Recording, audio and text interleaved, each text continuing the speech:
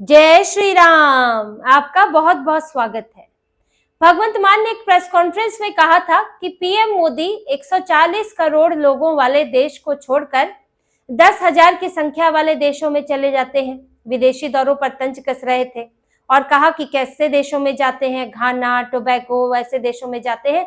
10,000 लोग तो यहाँ जेसीबी देखने के लिए रुक जाते हैं। अब बयान उनका गैर जिम्मेदाराना था। विदेश मंत्रालय को इस पर उनके बयान से भारत को अलग करना पड़ा और कहा कि ये हमारे मित्र देशों का अपमान है, गैर जिम्मेदाराना बयान है। ये इसी साल की बात है, जून जुलाई की बात है। लेकिन आज वही भगवंत मान जो कभी पीएम मोदी के विदेश दौरे पर सवाल उठा रहे थे, वो भगवंत मान आज पंजाब को मुश्किलों में छोड़कर पंजाब में जगह जगह विरोध प्रदर्शन हो रहे हैं, आम जीवन ठप पड़ा हुआ है। ऐसे में जापान निकल गए हैं 10 दिनों की यात्रा पर। भगवंत मान इस वक्त जापान में है, 10 दिन वहीं रहेंगे, जगह जगह जाएंगे और पंजाब में इधर मुख्यमंत्री को ढूंढा जा रहा है कि मुख्यमंत्री समस्याएं सुलझाएं, लेकिन भगवंत मान गए हुए हैं जापान। अब आधिकारिक कारण तो ये बताया गया है कि भगवंत मान पंजाब के लिए निवेश लेने गए हैं, वहां की कंपनियों को आमंत्रित करने गए हैं, जापान के वाणिज्य मंत्री से मुलाकात करेंगे और पंजाब में निवेश करने के लिए प्रोत्साहित करेंगे। पंजाब को निवेश की जरूरत भी है और जरूरत तो 2.5 साल पहले भी थी, 2 साल पहले भी थी और जरूरत आज भी है। लेकिन भगवंत मान आज जाग रहे हैं, ये इस तरह के दौरे उनके हो रहे हैं। लेकिन ये दौरे का समय देखिए कैसा, और वो भी 10 दिन, जब पंजाब में किसानों ने बड़े आंदोलन की चेतावनी दी है और 8 दिसंबर को तो कहा है कि राज्यव्यापी आंदोलन होगा। पावर कॉर्पोरेशन के दफ्तरों के सामने किसान पहुंचेंगे।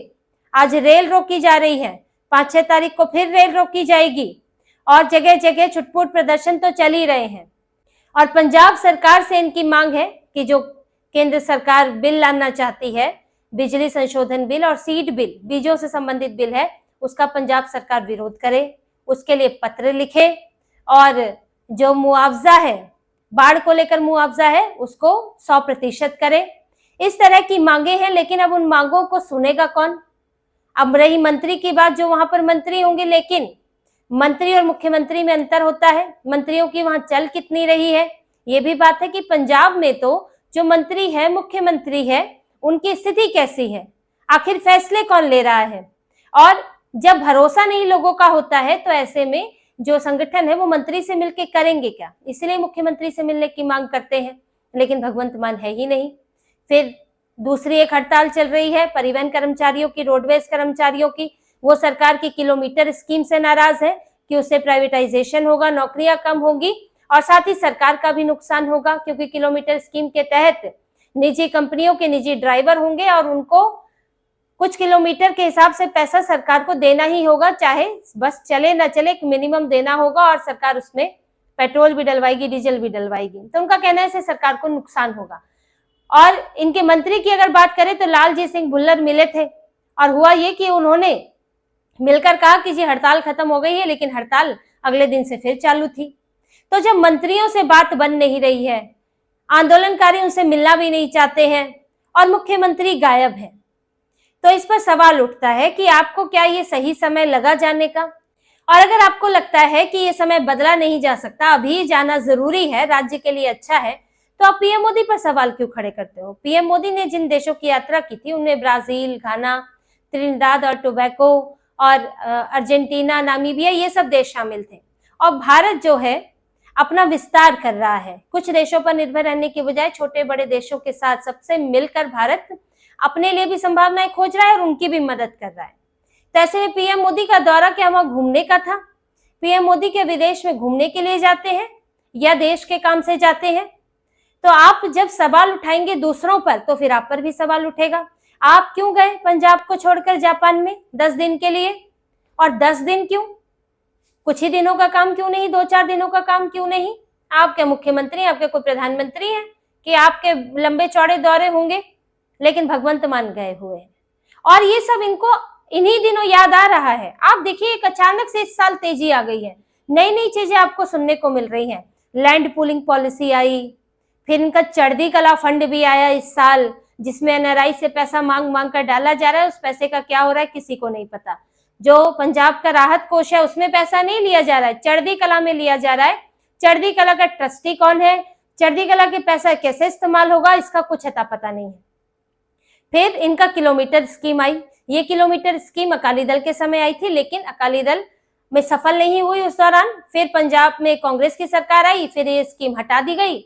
लेकिन अब इन्हें फिर से ये स्कीम याद आ रही है कि इससे जो है टेंडर निकलेंगे और टेंडर से निजी बसें आएंगी। अब ये सब टेंडर की प्रक्रिया और इस सब में देखिए कोई छुपी हुई बात तो है नहीं, भ्रष्टाचार जो है बहुत ज्यादा होता है। तो आखिर क्या इनकी प्लानिंग है, जैसे कि आरोप भी लग रहे हैं इनके ऊपर, जो यूनियन वाले हैं वो आरोप यही लगा रहे हैं कि भाई इनके अधिकारियों मंत्रियों के रिश्तेदारों को मिलेंगे टेंडर, ऊंचे ऊंचे दाम पर लग रहे हैं, निकल रहे हैं टेंडर, तो इससे इन्हें फायदा होगा। तो ये सब इनका जो भी ये पॉलिसी लाते हैं उसमें यही बात सामने आ जाती है कि ये राज्य सरकार का फंड नहीं, अपना फंड भरना चाहते हैं। लैंड पूलिंग पॉलिसी में भी यही हुआ था कि लैंड किसानों की जमीन एक पूल बनाओ, किसानों की जमीन इकट्ठा करो और उन्हें बिल्डर्स को बेचो। और बिल्डर्स क्या करेंगे, वहां पर शहरी विकास करेंगे, इमारतें बनाएंगे जिनमें रहा जा सके, रेंट पे दी जा सके, यानी कि गांव जो है वो गांव बदलकर कुछ और हो जाएगा। और उसमें भी अगर ये काम सीधे तौर पर हो जाए, क्योंकि उसका भी टेंडर निकलना या बेचा जाना और किस तरह से होगा, इसी पर सवाल थे कि ये दिल्ली के जो बिल्डर्स हैं, दिल्ली के जो लोग हैं, उनको लाकर यहाँ भरना चाहते हैं और फिर इनसे अपना फंड भरना चाहते हैं, ऐसे आरोप लगे थे इनके ऊपर। तो इन्हें लैंड पूलिंग पॉलिसी वापस लेनी पड़ी, अब किलोमीटर स्कीम पे अटके हुए हैं। तो यहाँ जब ऐसी स्थितियां पंजाब में हैं, बाढ़ के हालात भी थे, अभी मुआवजा नहीं मिला है, और किसानों का ये तक आरोप है किसान संगठनों का कि जो गांव है, जो इलाके हैं आम आदमी पार्टी के ज्यादा समर्थक वाले इलाके हैं, वहां पर पहले दे दिया जा रहा है फंड, और हमें ज्यादा फंड भी चाहिए क्योंकि उतना नहीं मिल रहा है जितना नुकसान हुआ है। भगवंत मान केंद्र सरकार पर आरोप लगा रहे हैं, जबकि केंद्र सरकार से फंड आ चुका है। तो जब ये सारी चीजें चल रही है और मुख्यमंत्री वहां पर नहीं है, तो ये लापरवाही ही है। या फिर भगवंत मान को लगता है कि मेरी जरूरत ही नहीं है क्योंकि सुपर सीएम तो बैठे हुए हैं अरविंद केजरीवाल, फैसले तो उन्होंने ही लेने हैं, तो जब वही फैसले ले रहे हैं तो मैं जापान होकर आ जाता हूँ। तो ये पार्टी के अंदर की स्थिति भी दिखती है कि भगवंत मान को अपनी यहाँ पर जरूरत ही उतनी नहीं लग रही है कि मेरे यहाँ रहना जरूरी है, क्योंकि जिम्मेदारी कोई और संभाल रहा है, अरविंद केजरीवाल है। अरविंद केजरीवाल, मनीष सिसोदिया ऐसे पंजाब में चिपके हुए हैं कि यहाँ एमसीडी के प्रचार के लिए भी नहीं आए, क्योंकि पंजाब को बिल्कुल नहीं छोड़ना चाहते, भगवंत मान पर भरोसा नहीं है, भगवंत मान को अकेले कहीं नहीं जाने देते। वो तो ये लोग तो जापान भी चले जाते, लेकिन वो क्योंकि आधिकारिक दौरा है तो उसमें सवाल उठने लगेंगे, तो ये जापान नहीं गए, यही है पंजाब के अंदर है। तो यहाँ पर अब ये चीजें साफ है कि भगवंत मान नहीं चला रहे हैं पंजाब, अरविंद केजरीवाल, मनीष सिसोदिया पंजाब चला रहे हैं, अधिकारियों मंत्रियों की मीटिंग्स लेते हैं, ये सब खबरें आ चुकी हैं। और ये इनको जो बंगला मिला हुआ है चंडीगढ़ में, वहां भी बैठकें होती है। भगवंत मान को जापान भेज दिया है और अब यहाँ पर पूरी तरह से अरविंद केजरीवाल और मनीष सिसोदिया की चल रही है। तो पंजाब को इन्होंने ऐसे मझधार में अटका दिया है कि एक तो सब कुछ ताबड़तोड़ करो, 2.5 साल बचा है, चाहे वो आधा अधूरा ही पूरा हो, लेकिन करते हुए दिखने चाहिए। तो फलाना पॉलिसी ढिकना पॉलिसी लाओ, उसका क्या नुकसान होगा वो बाद में देखेंगे, अगली सरकार अगर कोई और आ गई तो वो भुगतेगी। ये हाल है पार्टी के अंदर। भगवंत मान किनारे हैं, चला रहे हैं अरविंद केजरीवाल, गुटबाजी है, अधिकारियों के बीच में अलग गुटबाजी है, अधिकारियों का विधायक विरोध कर रहे हैं।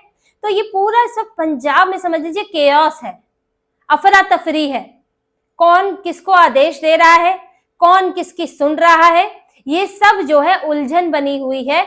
और ऐसे ही उलझनों में ही होता है कि जब सरकार में स्पष्टता नहीं होती है, इस तरह की विरोधाभास आते हैं, तो तब कई विरोध के स्वर पनपते हैं। और इसीलिए ये किसान भी खड़े हो गए हैं, जो अभी पंजाब के अंदर ही परेशानियां पैदा कर रहे हैं। किसान आंदोलन वाले किसान नहीं है, ये किसान संगठन है जो कि आड़तियों से चलते हैं ज्यादातर।